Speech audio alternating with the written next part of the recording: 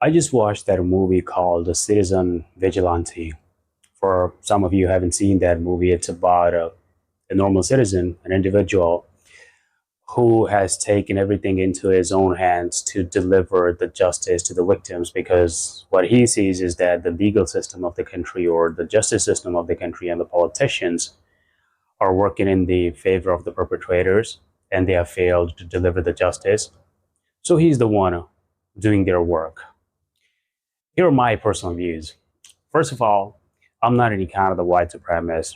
See, I don't look white, so I can't be accused of being a white racist. These are just my personal opinions. You might or might not disagree with them. I believe that for any of two or more different groups to coexist in the same society, there has to be the similarity of the cultures and the values. If that is not the case, the peace cannot be attained in such a society. In that case, all of those groups will try to seek the dominance. That's the human nature. We always seek the dominance as the part of the defense mechanism. So there was always that competition to attain the superiority. And when that happens, the violence is more than possible. And that's exactly what is going on in the Europe.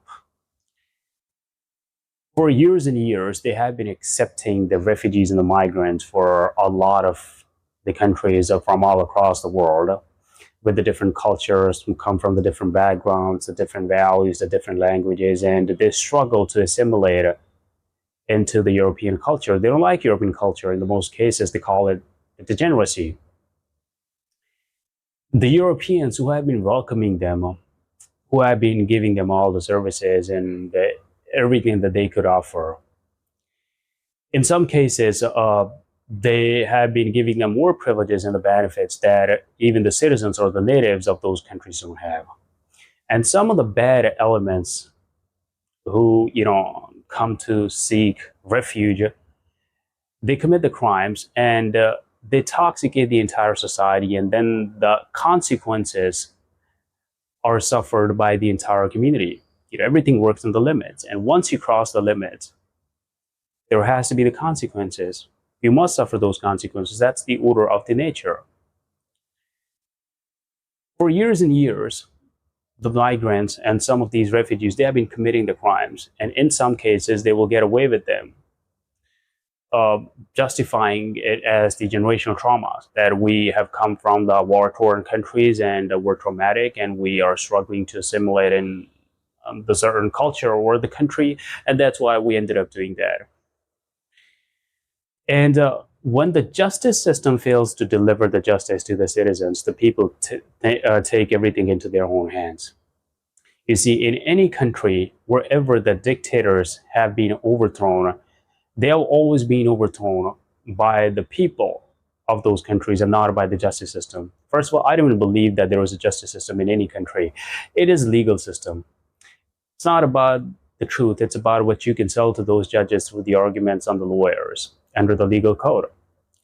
And for years and years, the legal system of the countries, especially in the Europe, even in the United States, have been working in the favor of the perpetrators and not in the favor of the victims. And that has made people very angry. And I believe that not only the justice system or the politicians are responsible for that, but more than anything, the people who elected the governments are responsible for that. They knew the policies, they knew what kind of the laws or agendas they will propose when those politicians will be in the power, but still most of the people vote for them. So I understand that the people have a lot of the anger towards the justice system and the politicians, but they should also put some of the blame on them because they are the one who put those politicians in the power.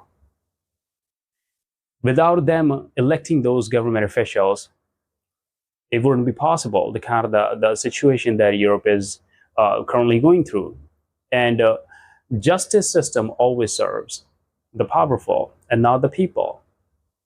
And the police and the army, they always keep their sole function is to keep the government in the power and not to protect the people. And that's exactly what they're doing. They're keeping the government in the power. They're serving the authorities and not the people. The people are getting arrested for the freedom of speech or the freedom of expression. I understand that there is the freedom of speech and there is something called the hate speech. But most of the time, the people get arrested because of the freedom of speech and not because of hate speech. It's like if you're trying to highlight the crimes committed by the migrants or by the refugees, that's kind of like illegal because that way the government or the politicians believe that you're inciting the hatred towards a certain group and they will not tolerate it. And that's why the people are angry. And that is exactly what that movie is based upon. So if you haven't watched that movie actually does make sense. But now the question is that is all the immigration bad? Well, in some cases, it is not. If the immigration is efficiently managed and controlled in an effective way, it is actually healthy for any country. Look at the Arab countries. A lot of those Saudi countries, Dubai, Kuwait, Qatar, these countries, they have a lot of the immigrants. Those countries, they're run by the immigrants. They have more immigrants than the Europeans, but they know how to manage those immigrants. They know what kind of the privileges those immigrants have and what kind of the privileges they cannot have. When you take the people with the different cultures, with the different mentality and the mindset, and then you give them the privilege to write the law system of your country, to control the policies and the justice system of your country, those people cannot do anything good because they have different values.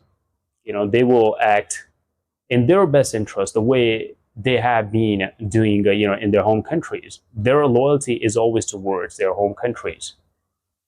That is natural. So if the Europe wants to take control of the European countries, if they want to take control of their countries back, they have to manage the immigration and they have to get out of the narrative that if we're trying to, hold these refugees accountable for their crimes and that we're prosecuting them, we're being guilty of racism or discrimination. No.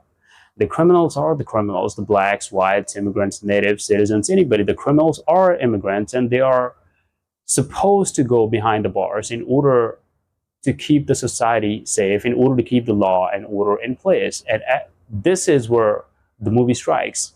I don't know if the movie is going to be allowed in the most of the countries, but that movie still is going to get a lot of the attention. And actually, this movie is just a start.